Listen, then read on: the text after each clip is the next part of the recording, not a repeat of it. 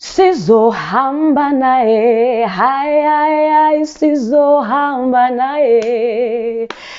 Sizohamba naye, hai hai hai, sizohamba naye. Hallelujah, nomhla kwenjabulo, sizohamba naye.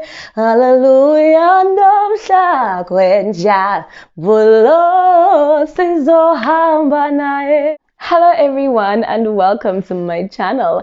I'm Sokomolisiwa and this is Gracefully Tori. If it's your first time seeing my face, hi! Thank you for clicking on that button to find out more about who I am and what this platform is all about.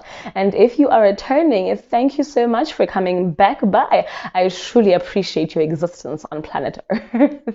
So in today's video, I want to try and unpack 30 things I have learned so far in my life as a 30-year-old, right? I've seen this done so many times on YouTube and on other platforms, and I think it's really exciting, but also a great way to document where you are in your life so that 30 years from now, I'm able to come back and say, wow, I've grown, or hey, I was such a child, or whatever feedback I'll have for myself in the years to come.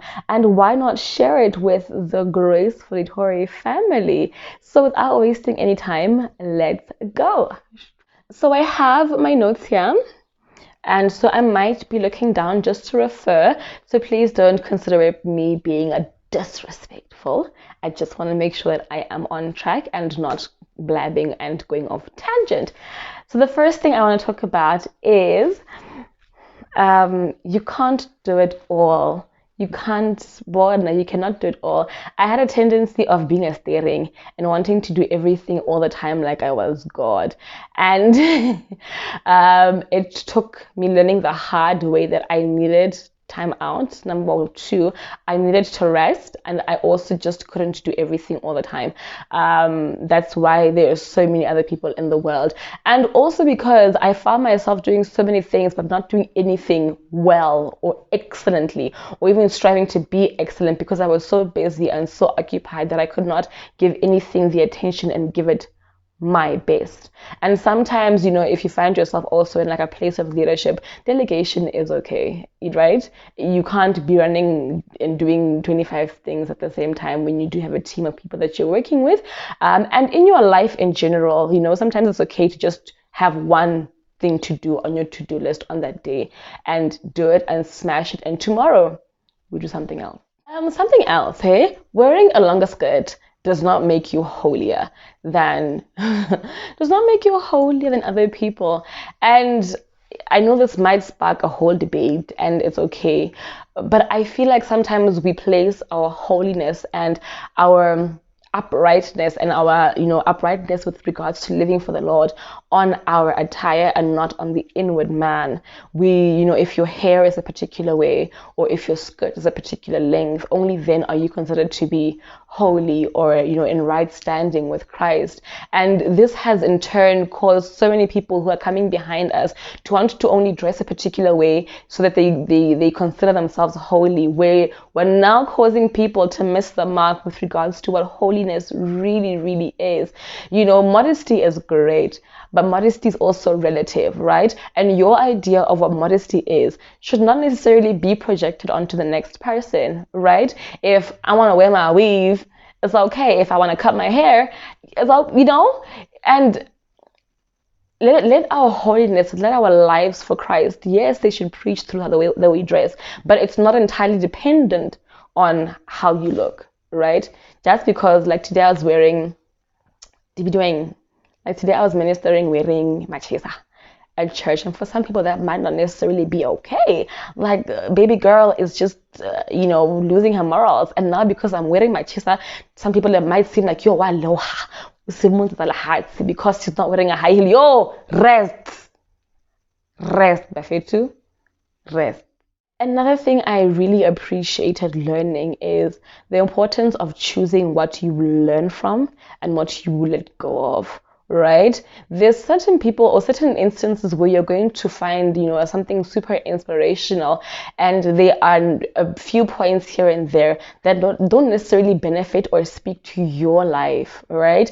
And you need to make the conscious decision to pick that which speaks to you, and everything else you do away with, right? Sometimes we miss out on nuggets and we miss out on good and beneficial content because we're busy not picking at small things that we can easily just flush away and pick the good.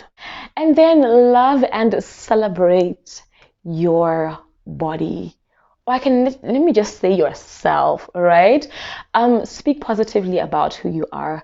Love and cherish you. You only have one body. You only have one you, right?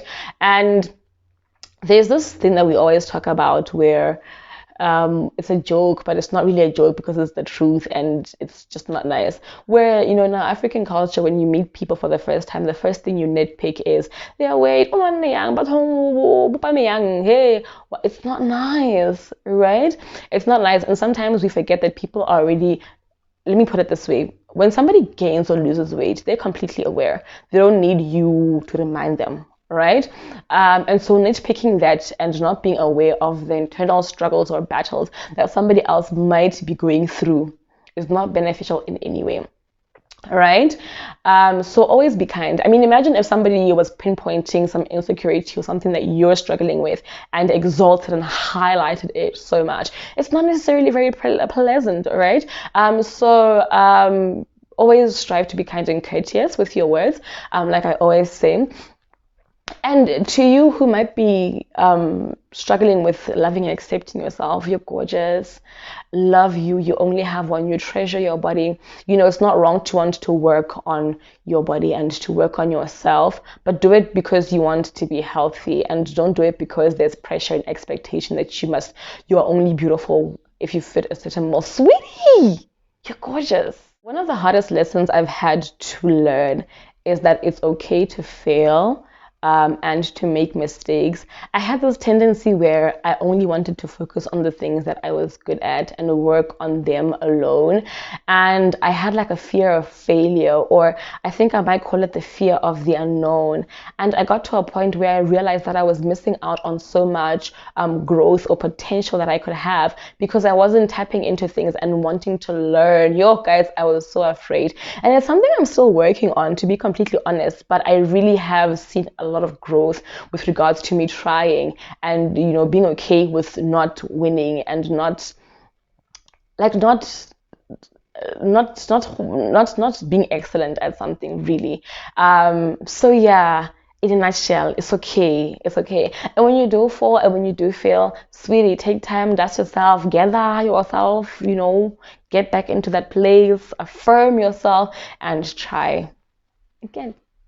Yo, another one that is like a huge one.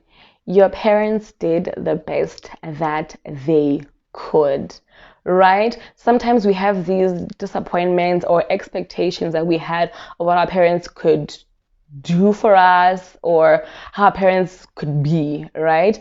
And we need to understand that our parents, number one, are doing or have done the best. Right? The best with what they had, the best with the situations and circumstances that they might have found themselves in. So number one, love your parents. Number two, cherish them. And if there are mistakes that they might have inflicted onto you or vice versa, forgive, right? They were learning as well as they moved and as they progressed. There was no manual that they got on how to parent, no master class or degree program that prepared them for becoming parents. So they learned as they went. Hey, another one. Do not allow people to project their expectations of what your life should be or of what you should be on you. No, guys. No, people sometimes, for example, I'll give an example with myself. I grew up in the church. Like, I was born dedicated, bred in the church. Before I was even a thought, like my seed was already planted in the church, right? And it's something I'm super grateful for, but it does come with its challenges. There's a particular expectation of how I should Christian, like I always say. People will project their desires and their hopes of how your life should be on you.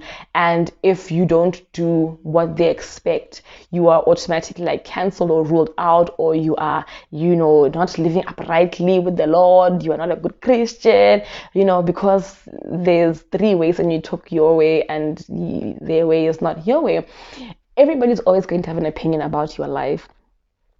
Everybody's going to have a way in which they would like to, control and contribute towards your life. Yo, guys, stop, rest, buffet, and if you're on the receiving end, like I've been on the receiving end, it's your right to do things your way, to take time and think about the things that you want to do and move in that direction, right? Everybody has their life. If anybody wants to project anything, let it be projected on their individual lives. And if it's somebody projecting something onto you, may it not be to harm you or to stir you in their direction, but may it be to bring out the best version of you that there is. Also, work out your own salvation. The Bible encourages us to work on our own salvation with fear and with trembling. It does not encourage you to work out the salvation of your neighbor. It encourages you rather to be your brother's keeper, but you can't work out your neighbor's salvation. So I found myself in instances, in the past where I was now sitting down and trying to work out other people's salvation and forgetting about mine. I'm sitting there nitpicking and wanting to see how I can become a fixer, like I'm Jesus, wanting to now help and fix and direct, but that's not my responsibility. I can encourage, I can pray for, but I cannot want to impose now and direct and no. Work out your own salvation, and hopefully through you working out your own salvation and living your truth, which is in Christ Jesus, people around you will be inspired and motivated to do the same. Find your tribe and cherish them. Right? This was something that I really struggled to do, because as an introvert and somebody who loves my space and somebody that is comfortable being by herself, I didn't see reason to accommodate people in my life. And that's me just putting it bluntly. I didn't feel like I could do everything by myself, but people just gave me some sort of anxiety, and having relationships with people and being opening myself up to friendships was something that was super hard. Find your tribe, find people that when you're together, everybody wants the best for each other. You are in the business of building, in the business of growing, in the business of having uncomfortable conversations for the betterment of each other. People that you are comfortable to be yourself around. You don't need to pretend.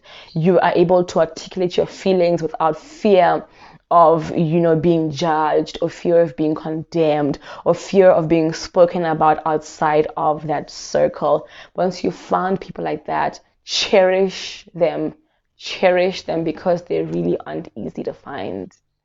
Another thing, you cannot always be strong. Guys, this thing of having to be zilla, it cannot. I love what Anale Mdoda said about the strong black woman narrative, that you must just, the expectation is that you must just take everything that you've been given and you must be strong and you must just suck it up and you must live and you must move, even through the pain and the insults and the ridicule. You must just, like, you have no opinion, you must just go ahead. And she was like, no, women, this narrative needs to stop. We want to be soft. We want to be flowers. We want to be queens, And I think that's something that I also really struggled with. I used to like to bekezela, guys. I used to love to bekezela and to carry my loads and just be silent and move on. And there comes a point where you cannot bekezela anymore. There comes a point where even the room that which you have been keeping things in, there's no room anymore, and you come to a point where you're going to explode. Not just to women, but to everyone else. Can we stop just telling people to be strong? Can we stop expecting people to be strong in the midst of grief, in the midst of disappointments, in the midst of failures, in the midst of hurt? Hey guys, I personally want to preach this thing that it's okay to go through pain. It's okay to not feel okay. It's okay, it's okay. And it's okay to express it. And don't let anybody ever tell you that you need to be strong, and your lack of being strong is failure. Because I think strength comes in many forms. And sometimes you allowing yourself to feel and go through what you're going through is a strength, because not everyone can do it. The importance of investing in your dreams. We all have dreams and aspirations, and we all want to be and go somewhere with the gifts that God has given us. And it takes you making that bold step to invest. And investing is not only monetary wise, but investing could also just be with regards to time, giving yourself time to conceptualize things and strategize and work towards this dream, work towards starting, have a game plan, have some sort of direction, have some sort of idea, and work towards that. Even if you have no capital and nothing to start with, start working on your dream, start thinking about it, start writing things down, right? And start allowing yourself or preparing yourself for what is ahead, because sometimes we have all these things that we want to do and we think about them and we dream about them, but we don't take the conscious step of actually working towards them. And we want to, have this one day where God is going to throw things on our laps like manna from heaven, and yay, there is your dream, and it's already just walking it. And unfortunately, life doesn't work that way. We need to have some sort of effort, and we need to put time and energy into the manifestation of our dreams. So work on your dreams, go baby steps. Just because somebody else, might have seemed like they had a more smoother path than yours, number one, doesn't necessarily mean that they might be really good at putting on a facade. Number two, that ain't your plan. That's not you. That's not your dream. That's not your purpose. And allow yourself to be you, and allow yourself to go through life in your way, and never expect to be like somebody else, and don't expect that your life's path and your life's journey will be like somebody else's. Guys, I'm going to close it here. Like I did say, thank you so much for watching. I don't want this video to be too long, so hopefully in the future we'll get more time to unpack more things and go deeper into other things that I have learned in my 30 years of existence. Thank you for watching. Don't forget to like, to subscribe, and to comment, and to share this content with the people that are in your lives. Till we meet again next time, stay blessed and stay safe.